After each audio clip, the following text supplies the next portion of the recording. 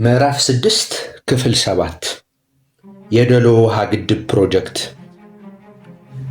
ደሎ ፕሮጀክት የመቀለ ከተማ የውሃና መብራት ችግር ከመፍታት አልፎም በገንበላ የገበሬዎች የእርሻ ቦታ የመስኖ ልማት ለማስፋፋትም ጭምር ታስቦ የተዘጋጀ ፕሮጀክት ነበር። የፕሮጀክቱ ጥናት የውጭ ሀገር ባለሙያዎች እንዲያጠኑት በማድረግ የተዘጋጀ ነበር።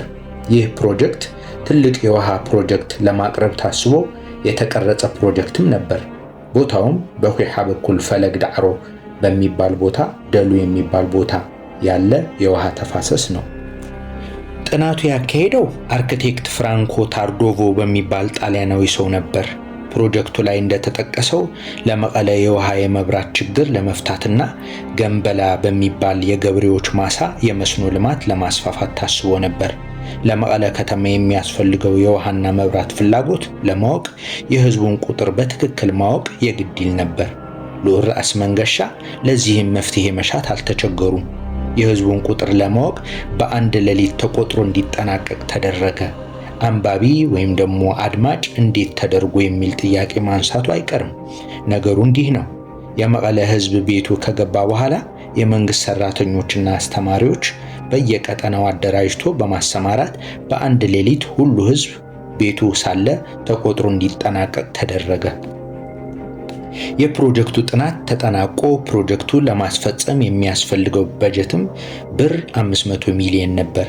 ይህን ያህል በጀት በጠቅላይ ግዛት አቅም ብቻ ማሟላት ስለማይቻል ለጠቅላይ ሚኒስትር አክሊሉ ሀብተወልድ ጥያቄ ቀረበ።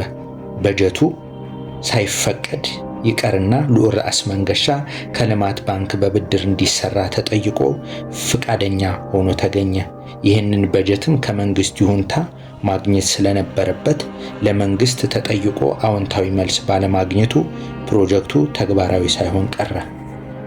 ያው ልማት ባንክ ተጠይቆ እንደተለመደው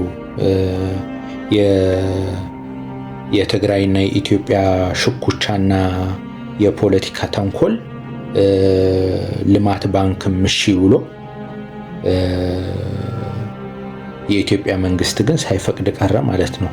ያው እየተንከባለለ የመጣ ችግር ነው የትግራይና የኢትዮጵያ ጉዳይ። ልዑል ራስ መንገሻ የመቀለ ከተማ ማስተር ፕላን ሲያሰሩ የኢንዱስትሪ ዞን ብለው ያስቀመጡት ከአብርሃ ካስትል በስተጀርባ የነበረ ቦታ ነበር። ሆኖም ሁኔታው እንደገና ተጠንቶ አሁን ወዳለበት ኢላላ አካባቢ እንዲሆን ተደረገ። ይህን ተግባራዊ ለማድረግ ሰፊ የሰራተኛ ቁጥር ሊይዝ የሚችል ስራ ለመጀመር በነበራቸው ራዕይ ታይድል የሚባል ትልቅ ኩባንያ አቋቁመው ነበር። ይህ ማህበር በ1955 ዓ.ም የተመሰረተ ማህበር ነው። ይህ ማህበር ኃላፊነቱ የተወሰነ የግል ማህበር ነው። ይህን ማህበር በቀላሉ የአገር ውስጥ ጥሬ ዕቃና ጉልበት ተጠቅሞ የማምረት ዓላማ ነበረው። በዚህም የሰው ኃይል አቅምን የመገንባት ግብርም ነበረው። በግንቦት 13 1955 ዓ.ም በ1 ሚሊዮን ካፒታል እንዲመሰረት ተደረገ። ይህ ማለት 50% ከህዝብ 50% ደግሞ ከመንግስት ካዝና ማለት ነው። ዓላማውን በእርሻና ኢንዱስትሪ ሴክተሮች ለማልማት ታስቦ የተመሰረተ አክሲዮን ማህበር ነበር። በግንቦት 21 1957 ዓ.ም በተደረገ የማህበሩ ጉባኤ የማህበሩ ካፒታል ወደ 3 ሚሊዮን እንዲያድግ ተደረገ። በድርጅቱ ሊሰሩ ከታሰቡት ዋና ዋና ተግባራት አንዱ የዕጣን ስራ ነበር። በኢትዮጵያ ውስጥ በማንኛውም ቦታ የሚገኝ ዕጣን በማልማትና የመልቀም ስራ በታይድል ስር እንዲተዳደር በአገሪቱ ምክር ቤት በአዋጅ እንዲጸድቅ ተደረገ። የተለቀመው ዕጣን ለዓለም ገበያ ማቅረብ የሚል ነበር። ይህንን እቅድ ተግባራዊ ለማድረግም ዕጣን በሚገኝበት ቦታ ሁሉ ታይድል ማዕከላት እንዲመሰረቱ ተደረገ። በትግራይ ጠቅላይ ግዛትና ከትግራይ ውጭ ያሉ ጠቅላይ ግዛቶችም ጭምር ማለት ነው። ትግራይ ውስጥ በሽረ፣ አክሱም፣ አድግራት፣ መቀለ፣ ኤርትራም አስመራ ማዕከል ነበረው። በሐረርም ኦጋዴን ውስጥ አንድ ማዕከል ነበረው። ከሁሉም ቦታዎች የተለቀመ ዕጣን ምጽዋ በመሰብሰብ ለውጭ ሀገር ጀርመን ሀገር ወኪል ነበር። እዛ እየተላከ ይሸጥ ነበር። ዕጣን ወደሚገኝበት ቦታ ሁሉ የመኪና መንገድ እንዲሰራ ይደረግ ነበር። ከሸራሮ ተከዘ እንዲዘረጋ ተደረገ። በዚህ መንገድ ምጽዋ እየተሰበሰበ እዛው በነበረው የዕጣን ጽሕፈት ቤት በኩል ወደ ውጭ ሀገር ይላክ ነበር። ዕጣን ቀደም ብሎ ለ10 ዓመታት ያክል በመቀለ፣ አስመራና አዲስ አበባ እንዲሁም በውጭ ሀገር ሲላክ በአነስተኛ ዋጋ ይሸጥ የነበረው የታይድል ማህበር በመቋቋም ምክንያት የዕጣን ዋጋ ለአንድ ኩንታል 100 ብር ይሸጥ ነበር። የታይድል ዕጣን ማለት ጥቁር ዱቄትና ቅርፊት በበዛበት በሀገር ውስጥ ሲሸጥ የተደባለቀው ነጭ ዕጣን ስፔሻል ዋይት በቻይና ሀገር እጅጉን በጣም ተፈላጊ ነበር። አንደኛ ግራኒስ ሽፍቲንግ የሚፈለገው በጀርመን፣ በግሪክ፣ በቡልጋሪያ፣ በፈረንሳይ፣ በሆላንድና አሜሪካ ነበር። በከፊል በአውሮፓና አሜሪካ ዕጣን የሚፈለገው ለመድኃኒት ቅመም፣ ሽቶና ለመንፈሳዊ አገልግሎት ሲሆን በቻይና ደግሞ ለመንፈሳዊ አገልግሎት ነበር። ታይድል ዕጣን ብቻ አይደለም ያመርት የነበረው። የሳሙና ፋብሪካ፣ የቀለም፣ የቆርቆሮ፣ የውሃ በርሚል ፋብሪካ፣ የተባይ ማጥፊያና መድኃኒት ፋብሪካ፣ የዘይት ፋብሪካ፣ የቃጫ ገመድ ፋብሪካ፣ ሻማ ፋብሪካና የዱቄት ፋብሪካ ተመስርተው ነበር። ይህ ማለት ምንም ፋብሪካ የሚባል ያልነበራትን ትግራይ በራስ ልዑል መንገሻ አማካኝነት የሁላ የሚሰራ ፋብሪካ ተቋቋመ ማለት ነው። የዲዲት ፋብሪካ አመሰራረት ሁኔታ አቶ ታደሰ ካሕሳይ በትግራይ እርሻ ምርምር ጽሕፈት ቤት የሚሰሩ ባለሙያ ናቸው። ስለ ዲዲት ፋብሪካ አመሰራረትና ስለነበሩ አስተዋጽኦ በሚከተለው መንገድ ያብራራሉ። ዲዲት ፋብሪካ ከመመስረቱ በፊት በሰኔ ወር 1965 ዓ.ም በራያ አዘቦ መኾኒ ተምች አርሚ ዋርም ታይቶ ነበር። እኔ በዚሁ ጊዜ በትግራይ ጠቅላይ ግዛት በእርሻ ሚኒስቴር ጽሕፈት ቤት የቴክኒክ ኃላፊ ነበርኩኝ። ተምቹ ወደ ታየበት ቦታ ከመሄዳችን በፊት የትንበያ መሳሪያ ተጠቅመን ጥናት አካሄድን። ተምቹ እንዳለ ምልክት አየን። ተምቹ በታየበት ቦታ ስንሄድ ተፈልፍሎ የሰብል ቡቃያ ማጥቃት ጀምሮ አገኘ ነው። መድኃኒት ለማምጣት ጨርጨር ወደ ተባለ ቦታ ስንሄድ የመድኃኒት መጋዘን እዛው ስለነበረን ልዑል ራስ መንገሻ ስዩም በጨርጨርና መኾኒ መካከል በሚገኝ ፋጫ ጋማ በሚባል ቦታ ምሳ እየበሉ አገኘናቸው። እኛን አይተው ለምን እዛው ቦታ እንደሄድን ጠየቁን። ያጋጠመን ሁኔታ ነገርናቸው። መድኃኒት ለማምጣት ጨርጨር እየሄድን መሆናችንን ነገርናቸው። በጣም ደነገጡና የያዛችሁትን መኪና ትንሽ ስለሆነች ብዙ መድኃኒት በአንድ ጊዜ ለመጫን አትችሉም ብለው ፈጥኖ ደራሽ ጭነው ከነበሩ ትላልቅ መኪኖች ሰጡን። መድኃኒቱ ወስደን ተምቹ መቆጣጠር ጀመር። ተምቹ የያዘው ቦታ እያሰፋ ሄደ። ልዑል መቀለ ተመልሰው ስለ ሁኔታው በሬዲዮ ይከታተሉን ነበር። እየባሰ እንደሄደ ነገርናቸው። ከአስመራ መኪኖች በመላክ መድኃኒት እንዲመጣ አደረጉ። እሱም በቂ አልነበረም። ከመድኃኒት በላይ የመርጫ መሳሪያ እጥረት ችግር ነበር። ችግሩ ለመፍታት ትግራይ ውስጥ የነበረ የወባ መድኃኒት መርጫ ተምቹ ወዳለበት ቦታ እንዲሰበሰብ ተደርጎ እሱን ተጠቅመን ተምቹ መከላከል ጀመርን። ሆኖም ተምቹ መከላከል አልተቻለም። በዚህም ምክንያት 4725 ሄክታር የማሽላ ቡቃያ ተጠቃ። ልዑል ራስ መንገሻ ችግሩ መፈታት አለበት አሉ። ችግሩ ስንፈታም ጊዜያዊ በሆነ መንገድ ሳይሆን ዘለቄታ ባለው ሁኔታ መሆን እንዳለበት አሰቡ። ስትራቴጂካዊ በሆነ መንገድ ለመፍታትም ታጥቀው ተነሱ። ስለዚህ ጉዳይ ከአንድ የእንግሊዝ ዜጋ በትግራይ የፋኦ አማካሪ ከነበረ ሰው እየተነጋገሩ በዚሁ ጊዜ ታይድል ድርጅት ምስረታ ላይ ነበር። በዚሁ ድርጅት ለሽቶ የሚሆን የሚደባለቅ መሳሪያ እንዳለ ለእንግሊዙ ተወላጅ አማከሩት። ራስ መንገሻ ከስዊድን ሀገር አንድ ኢንጂነር አስመጥተው የዲዲት ፋብሪካ እንዲመሰረት አደረጉ። ከአሜሪካ ለዲዲት ስራ የሚያገለግል ጥሬ ዕቃ እንዲመጣ ተደረገ። ከስንቃጣ ፍረወይኒ ማለት ነው። በትግራይ ምስራቃዊ ዞን ከሚገኝ ቦታ ደግሞ ልዑል ራስ መንገሻ ጥናት በማካሄድ ካውሊን አፈር አገኙ። በዚሁ መሰረት 90% ካውሊን፣ 10% ደግሞ ከአሜሪካ የመጣ ጥሬ ዕቃ የቴክኒክ ማቴሪያል ተደባልቆ ዲዲት ተሰራ። ይህ በ1966 ዓ.ም መጨረሻ ገደማ ነበር። ይህ ፋብሪካ የእርሻ ኤክስቴንሽን ማስፋፊያ ዘዴ ከተመሰረተ በኋላ ተረክቦት ግልጋሎት እንዲሰጥ እያደረገ ነበረ። በ1972 ዓ.ም በትግራይ ጠቅላይ ግዛት ብርቱ የተምች ወረርሽኝ ተከስቶ ነበር። ይኸውም በራያ፣ ተንቤን፣ አድዋ፣ እንደርታ፣ ክልታው ላዕሎ እና በዓጋማ አውራጃ በሐውዜን ወረዳ ተስፋፍቶ ነበር። በዚሁ ጊዜ ፋብሪካው በተምች ሊጠቁ የነበሩትን 16675 ሄክታር የሰብል ቡቃያዎችን ለመከላከል ተችሏል። በ1976 ዓ.ም በተመሳሳይ ሁኔታ ወደ 6700 ሄክታር መሬት የእርሻ ሰብል በመከላከል ከተምቹ ጥቃት ሊድን ችሏል። ከዚህ በተጨማሪ በዚሁ ጊዜ ለወሎ፣ ጎንደር፣ ኤርትራ ተመሳሳይ አገልግሎት ተልኳል። የዲዲት ፋብሪካ በዚሁ ሁኔታ የተመሰረተ ነው። ይህ ባለሙያዎች ያላደረጉት ልዑል ራስ መንገሻ ስዩም ተምች ችግር በዘለቄታው መንገድ ለመፍታት ያደረጉት ጥረት በጣም የሚደነቅና ልዩ የፈጠራ ችሎታ እንዳላቸው ያስረዳል ይላሉ አቶ ታደሰ ምስክርነታቸውን ሲሰጡ። ይህ ፋብሪካ በአመት እስከ 1000 ኩንታል ዲጂት የማፍራት አቅም ሲኖረው በተጨባጭ 885 ኩንታል በአመት ያፈራ እንደነበር አቶ ታደሰ ይገልጻሉ። ይህ ዲጂት ወባ ለመከላከልም እስካሁን ያገለግል እንደነበር 3 ዓመት በፊት በሌላ አይነት መድኃኒት እንደተተካ ይናገራሉ። መቀለ ከተማ ውስጥ ከታይድል ውጭም በርከት ያሉ የአነስተኛ ፋብሪካ እንቅስቃሴዎች ተጀምሮ ነበር። እነዚህም የወይን ጠጅ ፋብሪካ በአንድ ኢጣሊያዊ ዜጋ ተቋቁሞ ስራ ጀምሮ ነበር። የሸክላ ፋብሪካ ይህም የአንድ የጣሊያን ዜጋ ንብረት ሆኖ ስራ ጀምሮ ነበር። የመሰቦ የእብነበረድ ፋብሪካ ባለቤትነቱ የጣሊያን ዜጋ ሆኖ ስራ ጀምሮ ነበረ። የብሎኬትና ቱቦ ሌሎች ጥቃቅን ስራዎችም ተጀምረው ነበር። የስጋጃና ምንጣፍ ፋብሪካዎች ቀደም ብለው ተጀምረው የነበሩ ናቸው። ይህ ማህበር ሲመሰረት ቀደም ብሎ እንደተጠቀሰው ከህዝብና ከመንግስት በእኩል መጠን ካፒታል እንዲመሰረት ታስቦ የተመሰረተ ማህበር ነበር። ከህዝቡ በኩል 50% የተከፈለ ሲሆን ከመንግስት 50% ሳይከፈል በመቅረቱ ማህበሩ ለተመሰረተለት ዓላማ ማሳካት ሳይቻል ቀረ። የትግራይ ልማት ድርጅት ትግራይ ዲቨሎፕመንት ኦርጋናይዜሽን ቲዲኦ ይህ ድርጅት የሚሰራቸው የደን ስራ፣ የመንገድና የእርሻ ስራ የሚያጠቃልል ነበር። ይህንን ድርጅት ሲመሰረት ከየአውራጃው የህዝብ ተወካዮች መቀለ ከተማ መጥተው ጉባኤ በማካሄድ ነበር። የገንዘብ ምንጩ ከህዝብ ነበር የተገኘው። ይኸውም ከመሬት ግብር መጠን 10% እንዲከፈል በማድረግ የተመሰረተ ነው። በድርጅቱ ከተሰሩ ስራዎች ውስጥ ዛፎች መትከል፣ መንገድ መስራት፣ የእርሻ ጥናቶችን በማካሄድ የእርሻ ሴክተሩን ማልማትና የውሃ ችግር ያለባቸው አካባቢዎች ጥናት በማካሄድ ውሃ የሚገኝበት ሁኔታ የመፍጠር ተልዕኮ የነበረው ድርጅት ነበር። የመንገድ ስራ በትግራይ ልማት ድርጅት የተሰሩ የመንገድ ስራዎች ስንመለከት ከ1955 ዓ.ም እስከ 1960 ዓ.ም የሚከተሉት ውጤቶች እናገኛለን።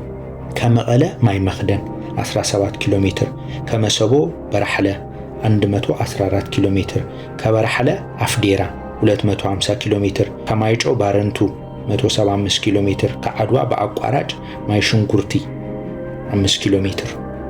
በተጨማሪም ከውቅሮ በአብርሃ ወአጽብሃ በኩል ሐውዜን 36 ኪሎ ሜትር፣ ከመቀለ በጨለቀት የሰቆጣ መንገድ 36 ኪሎ ሜትር፣ ከዓዱ ጉዶም ዋጀራት ደቡብ 30 ኪሎ ሜትር፣ ከመቀለ ሸኸት 42 ኪሎ ሜትር፣ ከሀገረ ሰላም አብይ ዓዲ 27 ኪሎ ሜትር፣ ከአኸዛ ሸኸት 15 ኪሎ ሜትር፣ ከአይናለም ፍሮይኒ 50 ኪሎ ሜትር፣ ከአጉላዕ በራሕለ 120 ኪሎ ሜትር፣ ከአይናለም ዳሉል 84 ኪሎ ሜትር፣ ከጀርመን ሰፈር አቋርጦ አክሱም 210 ኪሎ ሜትር፣ ከዓዲ አቡን ፈረስማይ 15 ኪሎ ሜትር፣ ከእንዳስላሴ አዲያቦ አቋርጦ ሸምበቆ 170 ኪሎ ሜትር፣ ከዓዲ ሃገራይ ዓዲ አውዓላ 15 ኪሎ ሜትር፣ ከዕዳጋ ሐሙስ ዳሉል 65 ኪሎ ሜትር፣ ከውቅሮ ገርዓልታን አቋርጦ ሐውዜን 38 ኪሎ ሜትር፣ ከመቀለ ሀገረ ሰላም 59 ኪሎ ሜትር፣ ከግጀት ዛምራ 180 ኪሎ ሜትር፣ ከዓዱ ጉዶም ዛምራ 75 ኪሎ ሜትር፣ ከዓዱ ጉዶም ግጀት 50 ኪሎ ሜትር፣ ከዓዱ ጉዶም ደቡብ 28 ኪሎ ሜትር፣ ከአክሱም ናዕዴር 15 ኪሎ ሜትር፣ ከሀገረ ሰላም ዓብይ ዓዲ 27 ኪሎ ሜትር፣ ከአክሱም ዛና 25 ኪሎ ሜትር፣ ከዓዲ አቡን ፈረስማይ 15 ኪሎ ሜትር፣ ኩይሓ አኸዛ ሸኸት 30 ኪሎ ሜትር፣ ከእንዳስላሴ አስገደ 100 ኪሎ ሜትር፣ ከሸኸት ጨርጨር 100 ኪሎ ሜትር። እነዚህ ሁሉ የተሰሩት በራሱ ልዑል መንገሻ ጊዜ ነበር። በጠቅላላ በ55 ወረዳዎች በመኪና መንገድ እንዲገናኙ ተደረገ። ከላይ የተዘረዘሩት የመንገድ ስራዎች በትግራይ ልማት ድርጅት የተሰሩ ሆነው ዓላማውን ሁሉም አውራጃዎች ከጠቅላይ ግዛቱ ዋና ከተማ ለማገናኘት ከዚህም አልፎ ወረዳዎች ከአውራጃዎች ለማገናኘት ታስቦ በእቅድ የተሰራ ነበር። በእነዚህ የመንገድ ስራዎች አንዳንድ ገጠመኞች እንደነበሩ አቶ አርአያ ገሰሰ አጫውተውኛል። አቶ አርአያ ገሰሰ የልዑል ራስ መንገሻ ስዩም ልዩ ጸሐፊ የነበሩ ናቸው። በዚሁ ጊዜ ኤርትራ ጠቅላይ ገዢ የነበሩ ልዑል ራስ አስራተ ካሳ ኃይሉ የተባሉ ልዑል ራስ መንገሻ ያለ ግዛቱ ኤርትራ ገብቶ መንገድ እየሰራ አስቸግሮናል ብለው ለአጼ ኃይለ ሥላሴ አቤቱታ አቅርበው ነበር። አውራጃ ገዢ በሁኔታው ተቆጥተው ያለ ግዛቱ ገብቶ መንገድ ሰርቷል ብለው ልዑል ራስ መንገሻን ይከሳሉ። ልዑል ራስ መንገሻ ተከሶ አዲስ አበባ ይሄዳሉ። ክሱም መንገድ የሰራበት ምክንያት ህዝቡን ለመስበክ ብሎ ነው የሚል ተቀጽላ ነበረው። ልዑል ራስ መንገሻ ከአጼ ኃይለ ሥላሴ ቀርበው መልስ እንዲሰጡ አዲስ አበባ ይሄዳሉ። የሰጡት መልስም የሚከተለው ነበር። ህዝቡ መንገድ ስንሰራ አይቶ እኛ ጋር በመምጣት ለእኛም መንገድ ስሩልን ብሎ ጠየቀን። ከአውራጃ ገዢው ጋር ተነጋግረን ጊዜ ቀጠሮ ይዘን ስናበቃ በቀነ ቀጠሮ ጊዜ ሳይመጡ ቀሩ። መንገዱ ሰራ ነው። ይህ በማድረጌ እመሰገናለሁ እንጂ እንዴት እወቀሳሉ አሉ። አጼ ኃይለ ሥላሴ የተሰራውን መንገድ ነው ብለው አውራጃ ገዢው ይጠይቃሉ። እሳቸውም አዎ መንገድ ነው የተሰራው ብለው መልስ ይሰጣሉ። ታዲያ ምን ጎደለህ በማለት ወደ ስራቸው እንዲሄዱ አደረጉ። ይህ መንገድ ሲሰራ በ1964 ዓ.ም ነበር። ከተከዘ እስከ ሑመራ ያለው መንገድ ከየካቲት እስከ ግንቦት ነው የተሰራው። 3 ወር ያህል በስራው ላይ ተጠምደን ነበር። የፋሲካ በዓል እዛው በመንገድ ስራ ላይ አለፍነው ይላሉ አቶ አርአያ ገሰሰ። የትግራይ ልማት ድርጅት ዳይሬክተር አቶ ገብረ ክርስቶስ ገብረ እግዚአብሔር የድርጅቱን የልማት እንቅስቃሴ አስመልክተው እንዲህ ብለው ነበር። እንደሚታወቀው የድርጅቱ ዋና ዓላማ በመንገድ ስራ በኩል ካየን መገናኛ የሌላቸው ወረዳዎችን ከአውራጆች ለማገናኘት አስፈላጊ በሆኑ ቦታዎች መንገዱ መክፈት ስለሆነ የልማቱ ዘመን ከተጀመረ እስካሁን ባሉት ዓመታት አዳዲስ መንገዶች ተሰርቷል። ከጠቅላይ ግዛቱ ወደ አዲስ አበባ የሚወስደው መንገድ የአላጌና አላማጣን ዳገት በማቋረጥ ሲሆን በዳገቱ ርዝመትና በአስቸጋሪነቱ ብዙ ተሽከርካሪዎች ከአገልግሎት ውጭ መሆናቸውን የሚዘነጋ አይደለም። በዚሁ መሰረት ይህን ችግር ለማስወገድ ከአድ ጉዶም ወጀራት በማቋረጥ አላማጣ ድረስ አዲስ መንገድ ቢሰራ ምቹ መሆኑን በመግለጽ ልዑልነታቸው ከአውራ ጎዳና ባለስልጣናት ባቀረቡት ሐሳብ መሰረት አዋቂዎችና መሐንዲሶች ልኮ ካጠና በኋላ በሐሳቡ ስለተስማማበት በዚሁ አቅጣጫ ስራው ተጀምሮ በመከናወን ላይ ይገኛል። ከዚህ በላይ ግሬደሩ ከእንዳስላሴ አዲ አዋዓላና ባድመ ድረስ አስቸጋሪ የሆነውን ሁሉ ስለተስተካከለ የተሽከርካሪዎች ጊዜ ፍጥነት ሊሰጠው ችሏል። እንደሚታወቀው ሁሉ የትግራይ ጠቅላይ ግዛት ዋና ከተማ መቀለ ከውሃ 12 ኪሎ ሜትር ያህል ወደ ውስጥ ገብታ በመገኘቷ ከአዲስ አበባ ወደ አስመራ የሚያልፈው መንገድ ግራ ትቷት ስለሚዘልቅ ላሉት መንገደኞች ሳትተዋወቅ ትኖር ስለነበርና ከመቀለ ከተማ በአቋራጭ ማይ መክደን ላይ ከአስመራ መንገድ የሚገናኝ አብሪ መንገድ ማውጣት ተቀዳሚ ተግባር ሆኖ ተገኝቷል። ስለዚህም ልዑሉ ጠቅላይ ገዢው ህዝቡን በገንዘብም በጉልበትም ተረዳድቶ ይህንን ሐሳብ ከግቡ እንዲደርስ ለእንደርታ ህዝብ ባሳሰቡት መሰረት ከህዝብ ብር 60,000 ከታይድል ብር 30,600 በድምሩ ብር 90,600 ተውጣጥቶ ከሊቅ እስከ ደቂቅ ያለው ሰው አቅሙ በፈቀደለት መጠን ያላንዳች መቆጠብ የመንገዱን ስራ በሚያዝያ ወር 1953 ዓ.ም በቆራጥ ልብ ተጋፈጠው። ዳሩ ግን ይህንን ያህል አቀበት አነስተኛ ገንዘብና በሰው ጉልበት ብቻ የማይበገር በመሆኑ በግርማዊነታቸው ፍቃድ ከአውራ ጎዳና ባለስልጣን ድርጅት 1 ግሬደር 1 ቡልዶዘር አስመጥቶ ስራውን በበለጠ ማቀላጠፍ ተችሏል። ሆኖም በዚያን ጊዜ ድርጅቱ የነበረው የገንዘብ አቅም ታላቅ የተስፋ ፍንጭ የተገኘበት ይህን ስራ ሊያጠወልገው የማይገባ መሆኑን በማስገንዘብ ከመላው ጠቅላይ ግዛት የተውጣጡ 500 የሚሆኑ የአገር ሽማግሌዎች ብዙ ከተወያዩበትና ከተመካከሩበት በኋላ እያንዳንዱ ሰው ለመንግስት ከሚከፍለው የመሬት ግብር ላይ በተጨማሪ በ130 ለልማት እንዲከፍል ተስማማ። በዚህም መዋጮ በውሰት የመጡት ግሬደርና ቡልዶዘር ግምታቸው ተከፍሎ የድርጅቱ ንብረት ሲሆኑ 17 ኪሎ ሜትር ርቀት ያለውን ብዙ ድልድዮች የሚገኙበትን የመሰቦ መንገድ በ2 ዓመታት ውስጥ ተፈጽሞ የትግራይ ጠቅላይ ግዛት ዋና ከተማ ለመቀለ ተገቢ ክብሯን በመስጠት በየዕለቱ 800 ሰው ያህል የሚገቡባት ታዳጊ ከተማ ሆና ነበር በወቅቱ ይላል። 1954 ዓ.ም ግርማዊነታቸው የትግራይ ጠቅላይ ግዛትን በጎበኙበት ወቅት ይህንን በህዝብ ጉልበት የተሰራውን የመሰቦ መንገድ ጥርጊያ ተመልክተው ስለነበር ለእድገቱ ያለውን የጋለ መንፈስ በመመልከትና የ1951 ዓ.ም እስከ 1952 ዓ.ም አዝመራውን አንበጣ እንደጎዳበት በማስታወስ በ1955 ዓ.ም የግብርና አስራት ምህረት አደረጉለት። ዳሩ ግን በዚያን ዘመን ህዝቡ ቡቃያው ሰምሮለት ስለነበር ልዑል ጠቅላይ ገዡ ይህንን ገንዘብ ለጠቅላይ ግዛቱ ልማት ቢያውለው የዘለቄታ ጥቅም እንደሚያገኝበት ባስረዱበት መሰረት የ1955 ዓመተ ምህረት አስራትና ግብር ለዚሁ ተግባር እንዲውል ተስማምቶ ተከፈለ።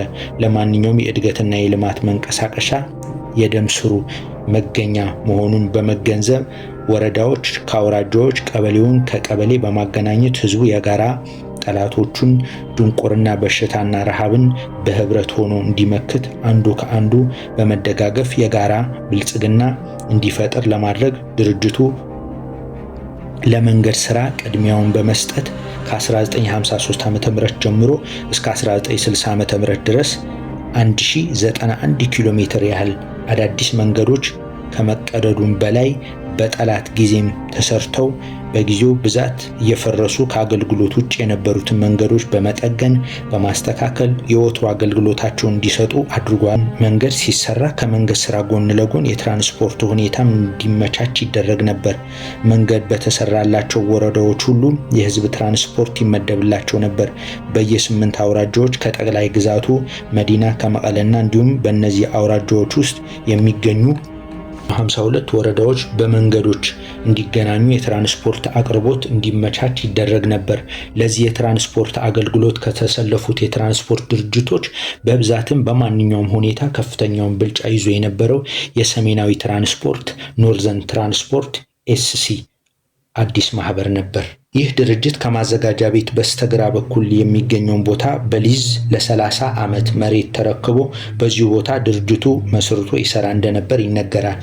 ከዚህ ድርጅት ሌላ አስመራ የነበረው ሰታዮ የተባለው ድርጅት የአንበሳ አውቶቡስ፣ ወሎ ፈረስ፣ ሌሎችም በየጊዜው ወደ መቀለ ይመላለሱ ነበር።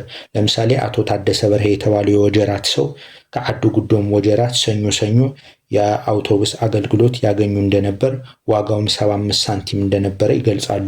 አቶ አርአያ ገሰሰ ስለ እርሻ ልማት ኮሪደሮች ተብለው የሚታወቁ የልማት ስራዎች የሚከተሉትን ያብራራሉ።